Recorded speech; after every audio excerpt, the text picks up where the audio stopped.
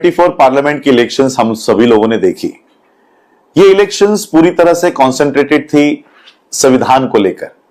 एक party BJP कह रही थी कि हम संविधान हटाने जाने वाले हैं और संविधान हटाने के लिए 400 पार का नारा उन्होंने दिया था। दूसरी पार्टी कांग्रेस कह रही थी कि हम संविधान बचाने की लड़ाई कर रहे हैं और संविधान बचाने के लिए हमें ज्यादा से ज्यादा वोट दीजिएगा। एक तरफ एक पार्टी कह रही थी कि संविधान हटाएंगे, दूसरी पार्टी कह रही थी कि संविधान बचाएंगे। अब बीजेपी हारने के बाद वो कह रहे कि कांग्रेस ने एक फेक नैरेटिव तैयार किया कि हम संविधान हटाने वाले हैं, जबकि खुद आनंद हेगड़े ये कह रहे थे कि 400 पार जाना है क्योंकि संविधान हटाना है। महाराष्ट्र की पंकजा मुंडे कह रहे थे कि हमें संसद में ज्यादा से ज्यादा संख्या में जाना है ताकि हम संविधान हटा सके। खुद नरेंद्र मोदी ने संसद में ये खड़े रहकर स्पीच दिया है कि 400 नहीं तो हम 370 तो ला ही रहे ताकि हम संविधान हटा सके। तो ये फेक नैरेटिव है, ये बीजेपी बोल नहीं सकती। हां, लेकिन फेक नैरेटिव है।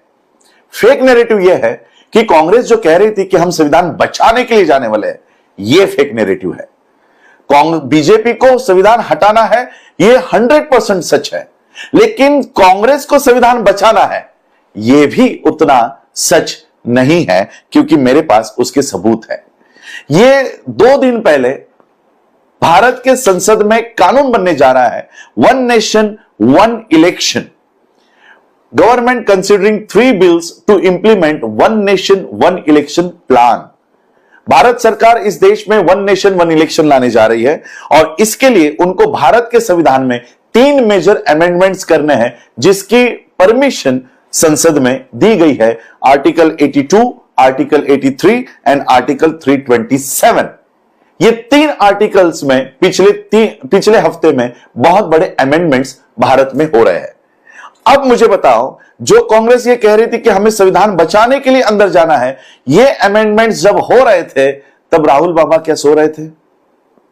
इसका मतलब फेक नैरेटिव ये है कि इनको संविधान बचाना है। ये फेक नैरेटिव है और इस फेक नैरेटिव में हम लोग फंस गए। भारत के लोग, महाराष्ट्र के लोग फंस गए। महाराष्ट्र का उदाहरण देना चाहूंगा। 2024 में एमवीए के अगेंस्ट जो वीवीए खड़ी थी प्रकाश अंबेडकर जी के नेतृत्व में, इनके 50 लाख वोट्स पे से ये 10 लाख वोट्स पे आ गए। इसका मतलब 40 लाख वोट्स ये उद्धव, शरद पवार और राहुल गांधी इनको पड़े हैं।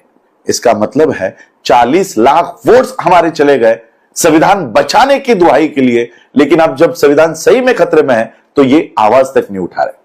बहन जी के भी वोट्स शिफ्ट हो गए। इसमें दोष कहीं ना कहीं हमारा भी है। हमारे इन नेताओं ने क्रेडिबिलिटी अपनी लॉस्ट कर दी है।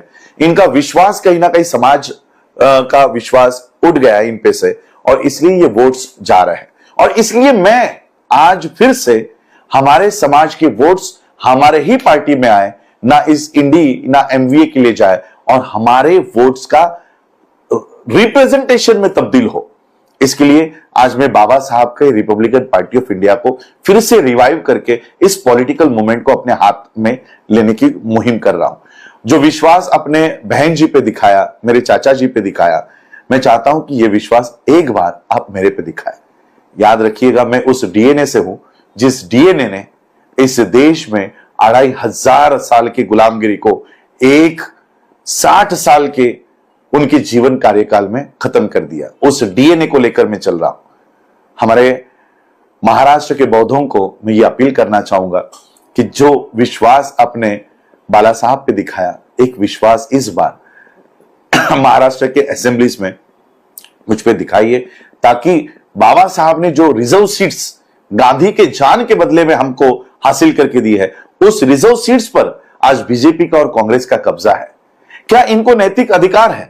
अरे गांधी जी के जान के बदले में, प्राण के बदले में आपने हमको ये सीट्स दी है, वो सीट्स भी आप हमसे चुरा रहे हो।